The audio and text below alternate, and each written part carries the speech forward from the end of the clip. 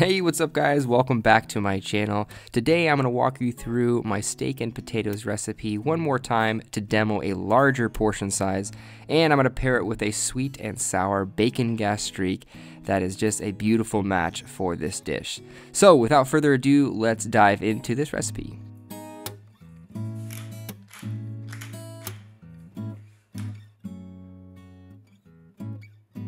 Alrighty, so to get started, you're going to want to dice up a few double thick cut slices of bacon into small cubes. They do not have to be perfect, so just keep that in mind.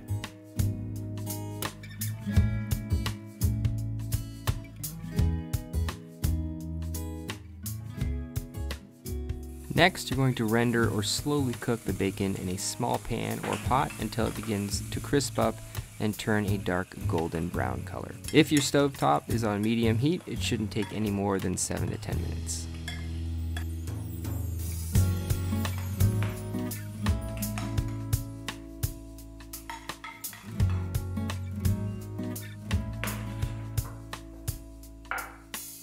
Once the bacon is finished crisping up, remove it from the fat and put it on a paper towel to blot off any of the excess grease. Also, you can reserve the fat for later in case you have a few uses for it, such as homemade tortillas or some refried beans, but that's probably for another video. Anyways, after that, put the pan back on the heat, turn it to low, and add the balsamic vinegar to it to reduce for about 10 minutes.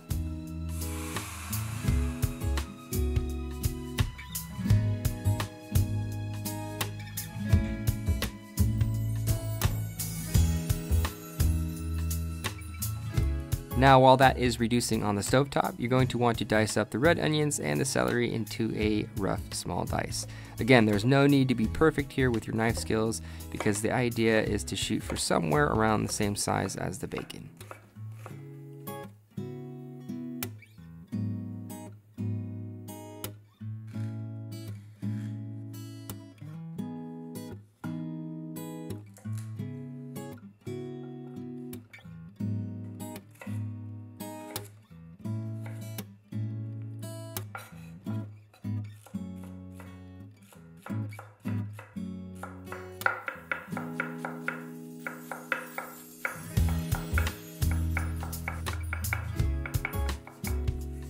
Alright, so after everything is basically situated for the gastrique, it's time for the potatoes. So just like the last time, you're going to get a pot filled up about a quarter of the way with some grapeseed oil and get that on medium heat, and you're going to want to heat that up to around 350 degrees Fahrenheit. But while that's waiting, you're going to want to trim off a few flat sides on a large russet potato to fit the mandolin unless you have a larger version of this one. But regardless of the size of your equipment, it's always nice to work off of a flat side, so just keep that in mind. It prevents the piece of produce from wobbling around depending on what it is. But once you begin slicing, make sure the thickness is where you want it and apply even pressure from front to back, otherwise you'll end up with tapered potato slices.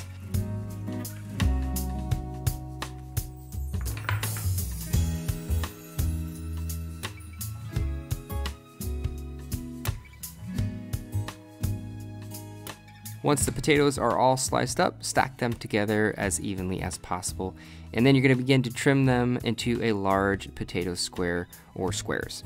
After that, you're going to shingle them into a small staircase-like shape and gently fry them in the hot oil for about 5 minutes. Just be sure to give them a few turns along the way to ensure that they get a really beautiful even color all the way around.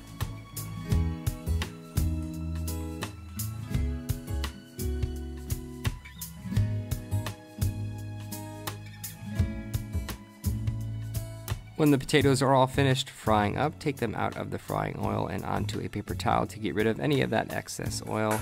Then give each of them a sprinkling of salt. Once that's done and the potatoes are finished, swap out the frying pot with a large skillet and get it on high heat. Grab a really nice, beautiful, thick cut piece of meat. Here I'm using a New York Striploin that's about a 2.5 inch thick cut. And then I'm going to generously season the steak with some kosher salt and fresh cracked black pepper on both sides for a really flavorful crust after it's done searing.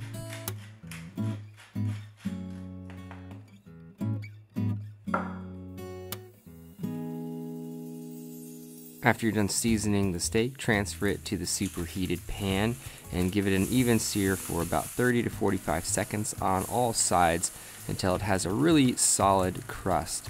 Then you're going to add a few pads of butter along the way with a sprig of thyme, some rosemary, a clove of garlic, and then you're just going to baste the steak with the aromatic butter for about 2 minutes on each side.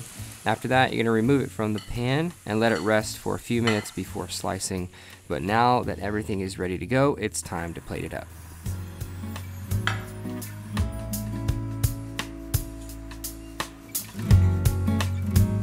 Alrighty, so right before you're about to plate, add some brown sugar to the reduced balsamic and quickly reduce it a little bit more on high heat until it's a light syrup. Then you're going to add the crispy bacon with the red onion and the celery to it, and then it's ready to go.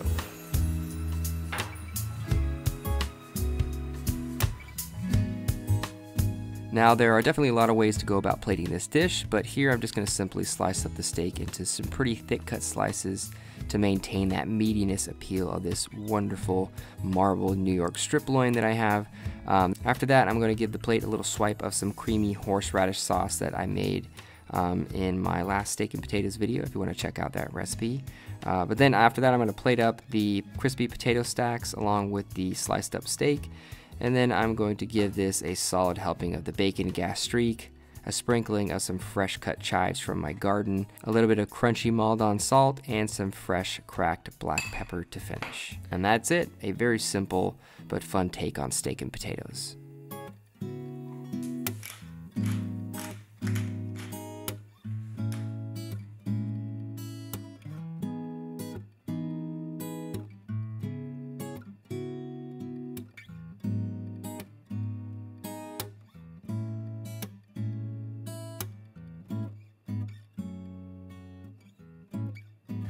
What's up, guys? All right, steak and potatoes is done. This is quite the dish. It definitely got a lot of feedback the first time I did it, and it's definitely easy to give myself an excuse to make this dish just because I love making the crispy potatoes, and the New York steak, the quality of this steak was just absolutely incredible. So I had to snag it and just try this again and show you guys, you know, not really a different take on it aside from this sauce, but just really what you want to do if you want to expand the portion size and go crazy with it. This is definitely the way to go. Of course, the potato stacks do yield a little bit of waste, although I'm just going to put the extra potato trimmings into a plastic bag like you saw in the video. And then I can use those for hash browns or mashed potatoes or potato leek soup or a lot of other different things. So you don't have to waste those. Nothing goes to waste. It's just a really cool shape that you can cut out. This is definitely fun, and I'm gonna stop yakking, dive into this, and tell you guys how this tastes. It's not gonna be too far off the other one because the flavors are pretty much the same. Other than that, I don't even know what I'm calling it. Sort of like a Gastrique or like a dark reduced vinaigrette. So, all right, let me dive in. Steak's cooked. It's perfect.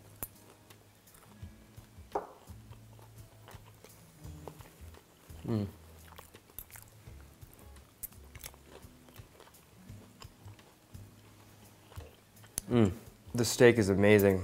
Amazing marbling on the steak. So, so good. The bacon and that balsamic vinaigrette that's reduced with the shallots, or excuse me, the red onion and the celery. Really refreshing. Actually kind of gives this dish a nice pop of acidity and just a nice, you know, balancing of flavors. Definitely a winning sauce for this dish. Wow. You know, that butter with the aromatics, the rosemary, thyme, garlic, it just makes for a really flavorful steak. Gives that nice like aromatic crust on the outside. I love doing a little butter based on the steak. The horseradish with the sour cream, just a staple classic with steak and potatoes. Hopefully you guys got a glimpse at the portion size and what you can do with it. There's lots of different ways to prepare this and lots of different ways to present it. The direction of this channel, where I derive a lot of my inspiration for it, is really sort of a combo of home cookery and the professional world.